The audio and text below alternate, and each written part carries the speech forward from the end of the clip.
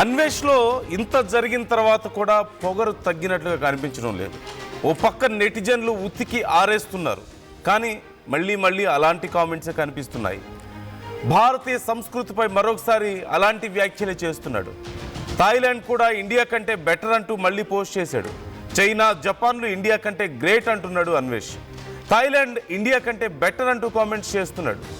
అన్వేష్కు పిచ్చి పీక్స్కు చేరిందంటూ చాలామంది భారతీయులు తిట్టిపోస్తున్న పరిస్థితి కనిపిస్తోంది. సో మనం చూస్తున్నాం ఈ మధ్య జరుగుతున్నటువంటి పరిణామాలు. సోషల్ మీడియాలో ఎక్కడ చూసినా అన్వేష్ని బ్యాన్ చేయాలని చెప్పి, బాయ్కాట్ చేయాలని చెప్పేసి పెద్ద ఎత్తున ప్రచారం జరుగుతోంది.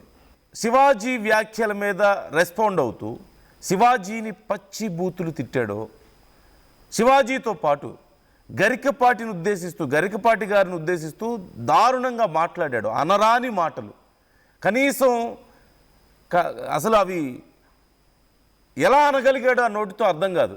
అంత దారుణమైన మాటలు. ఆయన వయసుకి గౌరవం లేదు, ఆయన స్థాయికి గౌరవం లేదు, ఆయన జ్ఞానానికి గౌరవం లేదు. నోటికొచ్చినట్లు పచ్చి బూతులు మాట్లాడి ఇక మళ్ళీ కొత్త రాగం అందుకున్నాడు. నేను సారీ చెప్తున్నాను, నేను గనక ఇదిగో వినాయకుడి సాక్షిగా నేను సారీ చెప్తున్నాను, నేను మనస్ఫూర్తిగా చెప్పకపోతే, నా తప్పేదైనా ఉంటే నేను రక్తం కక్కుకొని పోతాను.